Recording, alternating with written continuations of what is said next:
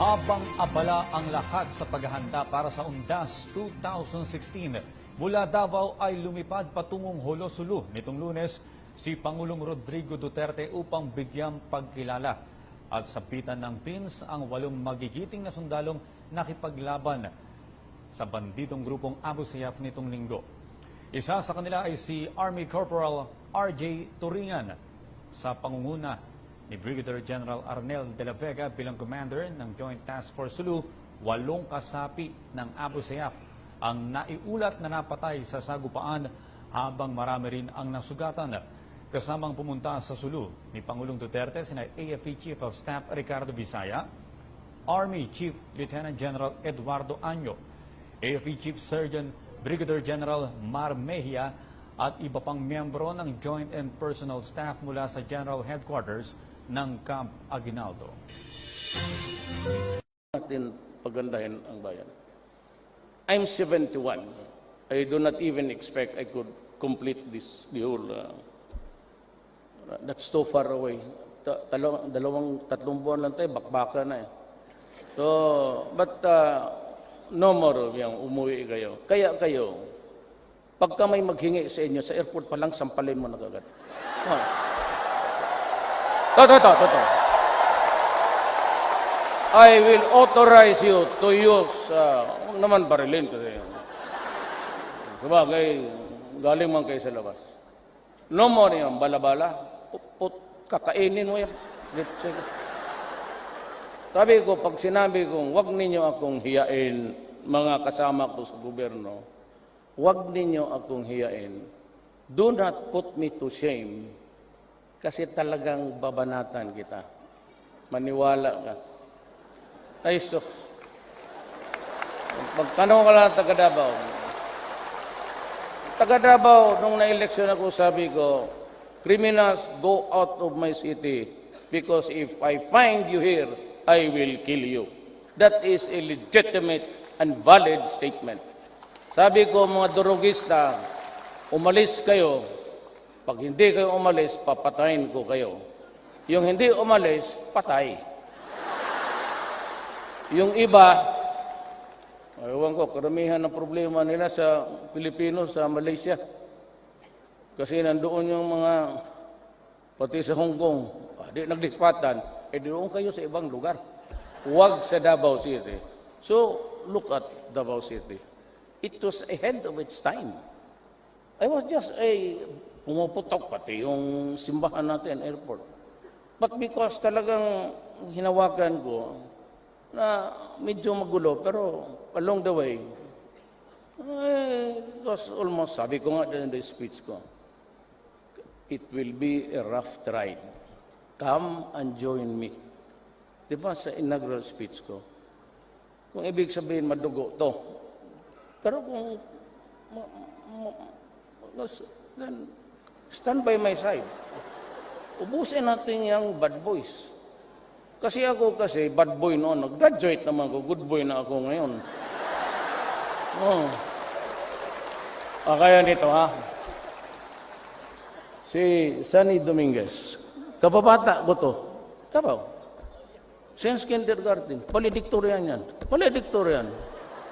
Sa ating namin sa high school, second year, nasipa ako. Siya patuloy ang valedictorian. Ako napunta ng Digos, Davao del Sur. Utang anak tagal.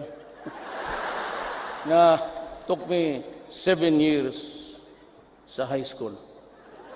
Panak ba lang. Sabi ng nanay ko, Rodrigo, ang teacher yun eh. Wala ka nag-ipag-asa kasi 75, 72. Tumatama na yan. Basta makaakyat lang, parang hagdanan yan eh. Kung hindi ka makailangan na mag-95 malayo, mahulog ka pa dyan. Nandahan lang. Sabi na, so my mother never really, what's sad is that hindi niya ako naabutan sana maging presidente. At tatay ko talagang tagal na namatay.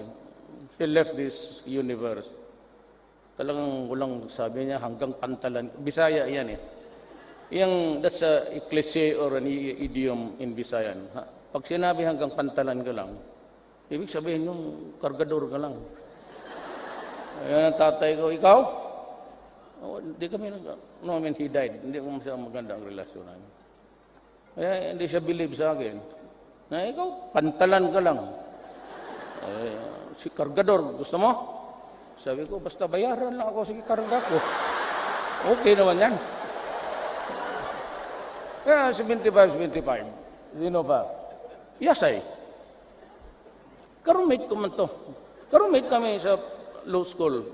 UP siya, Padre Paura, San Beda ako. Bright. Doresa. Doon ako napunta sa high school na nandoon si Doresa. Naabutan ko siya. Nauna pa siya graduate sa akin. Anak niya. High school. Ano ba to? Totoo. Doresa was valedictorian, pag-graduate. Puro yan sila, valedictorian. Ang Defense Secretary, John Lorenzana. Alam mo, hindi ko alam yan. Pastor Kibuloy is from, doon pinanganak, Cotabato City. Si Delphine, assigned on sa, he brought in the second, 1 battalion of the Scout Rangers noon. Davao, magulo. Tapos nakilala kami because I was mayor. Kaya siya, nung naghanap pakapa ako, valedictorian. Alam mo kung sinagsabi sa akin? Pastor Kibuloy. Yan ang valedictorian namin. Sa PMA. PMA ito. Puro valedictorian. Kair. Good lawyer. Si John Esperon. He is my advisor sa national security. So, tignan mo ang buhay. Tignan mo ang buhay. Trabahante ko lahat.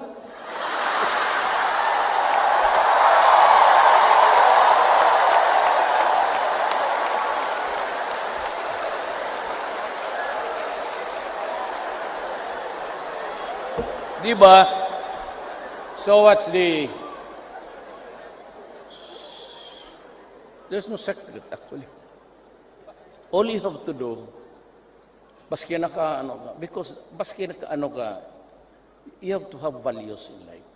Baski ako ganito lang, sabi na pumapatay, yan ang gusto mo eh. Sinabi ko na sa inyo, hinto. Ginusto mo yan. You have the free choice. Kaya itong mga extradition, walang. I look beyond that. Hindi ako nagsasabi na patayin mo yan si ating ambassador. Sinabi ko lang,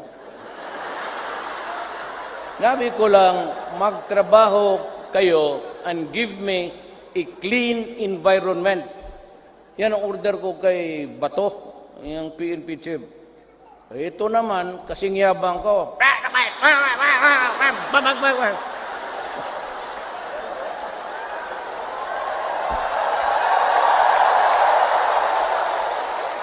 Tinawagan ko, Batole ka.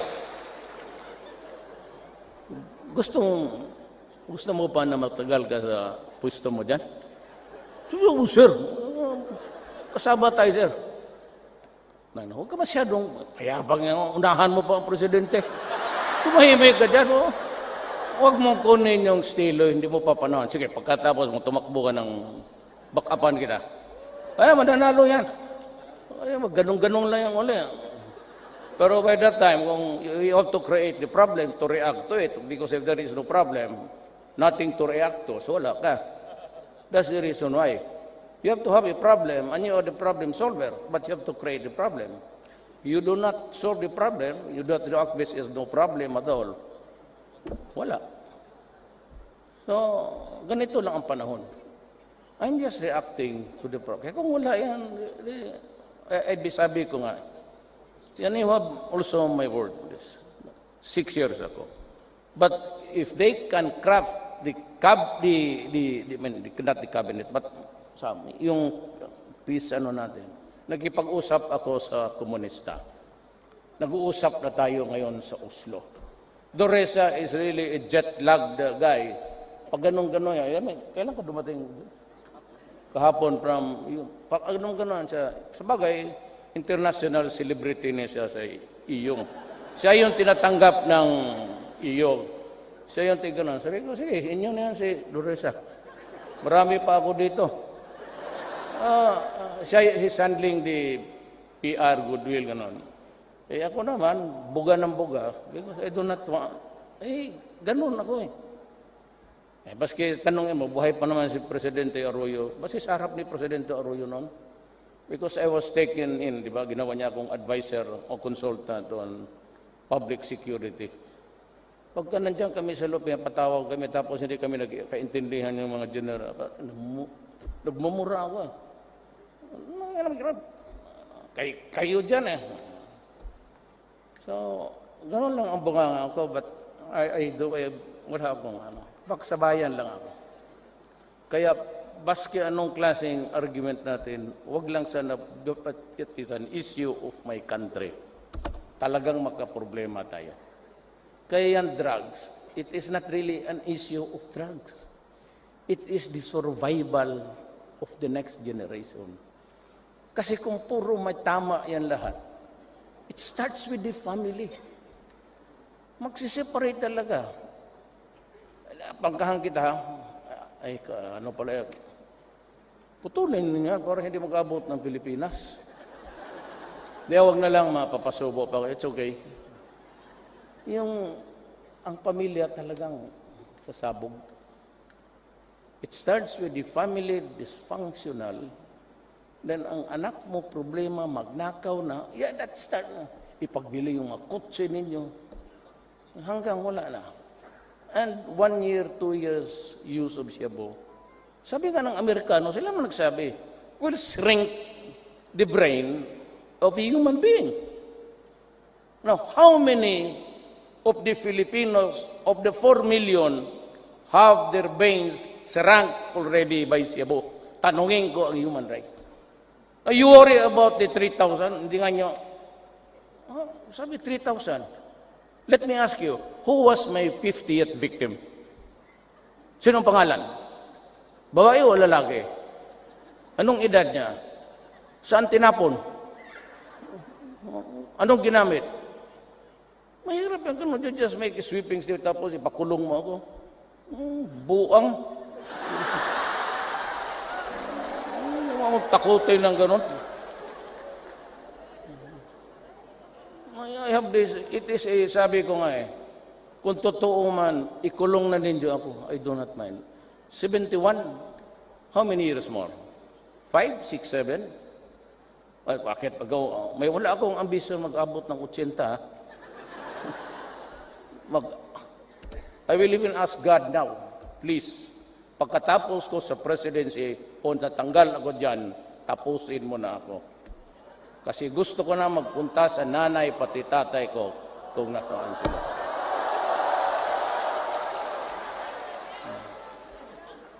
Ganoon lang yan. Wala akong ambisyon dyan. Actually, tapos na ako. I can even see my life in front of me. I never lost an election since 1988. Wala na akong mahingi sa Diyos. Kaya ang hinihingi ko, buhay ko na lang. Na magmasagana hanggang makatapos ako sa trabaho ko. Na wala akong ambisyon. Pera, Sus Maria. Wala, totoo. Wala akong fascination. Baski noon pa, yung classmate ng kanya, no? Tiis kami lahat. Wala akong kutsi-kutsi, kagalkal. Totoo. Binangga pa ni Yasay.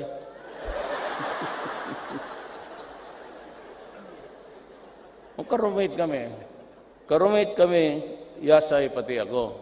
Kaharap namin si Dulay, yung BIR, pati Bebot Belio. Mga puro Ilocano yan, kami dito. Kaya, ako komportable kami. Dormitorio.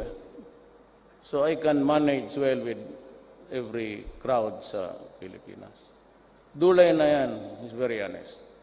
Baski nung taga-YMCA pa kami, sa dormitorio, minsan Holy Week. So, may PX doon, nakawan. So, ninakaw namin yung mga sigarilyo na maganda. Pagdating ng pulis, pag-report, hanap ang pulis nga tanong, meron, bakit nga siya? Bakit yung lahat ng sigarilyo, yung pagtapon sigarilyo, yung pitapon, marami dyan yung mga Winston, yung imported. Eh, siyempre nako, siyempre ko. Aywan namin kung sino ang nagnakaw. Pero dulay, ayaw talaga. Wala yan. Bebot, Bilyo. So, lahat kami nagtatrabaho. Do not place any premium sa aming position. Wala yan, Presidente. I have to, ang tawag lang niya sa akin, Mayor, because I have asked everybody, I'm not comfortable with President. So, Mayor, okay lang. Tawag niya ako, Mayor. Do not call me President. I don't like it. Mayor, kasi hindi nga ako. Sabihin niya, yung Duterte ninyo, hindi pang President yan. Okay. The issue is not really whether you like me or not as your President. The issue is ang corruption, criminality, drugs. Matapos ko lang yan tatlo na yan, maganda na ang bayan ko. Aangat na yan. Kaya bigyan mo ninyo ako. There are so many issues now about my going to China, about my relation with the U.S. I am not picking a quarrel with anybody. I just wanted to be friends with all. Then America maybe will understand it. But it takes time for them to, understand geopolitics, where I find myself now in the matters of the issues global, in sa business. Then they want to put up another bank, then you have this another body, at ang tayo hindi membro kasi pobre lang. Kalkulukuhan to sabi. Tapos sa EU, they want you to, alam mo, ewan ko, pinirma ba tayo sa protocol? Sa gas emission? Hindi ako pipirma niya, yawa na huwag mo akong limitahan kasi ratio and proportion ganon. Hindi ka pwedeng magtaas because ang climate change, kung bababa, ganon rin. Because the industrial nations of the world, you spewed up a lot of poison and gas all throughout this 100 years. Starting with your conquest sa Middle East. You took advantage of the fat of the land. Including the Philippines noon, 50 years and 400 years we suffered imperialism. Tapos ngayon, ganonin ninyo kami. Kayong umabot na, all along, you poison the entire planet. And yet, hindi na kami makataas. So, how can now I set up ito mga industrial zones? Kung limitahan mo ako,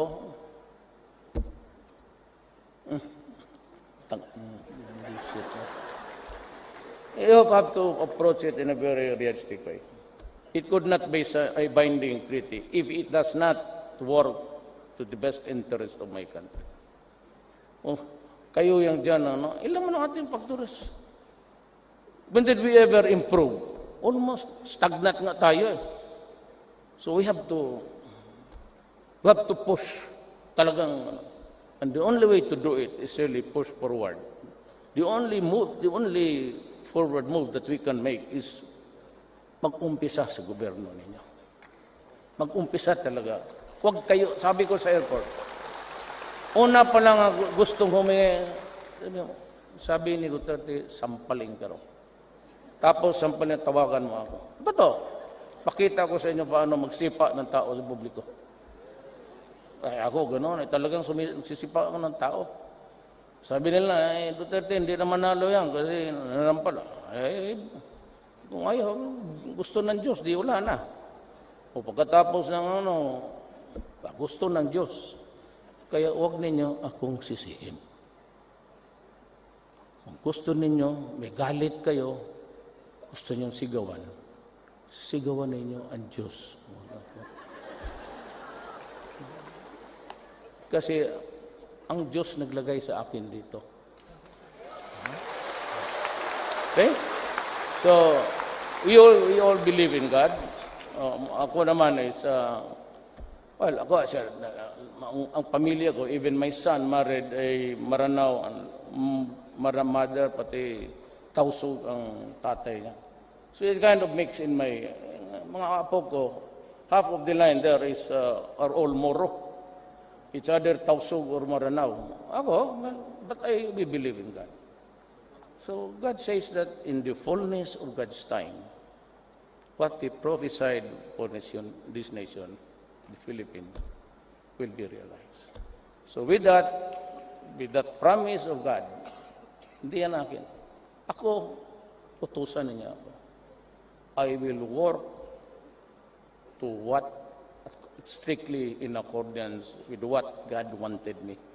Kasi nga ang pagka-presidente ko, almost destiny.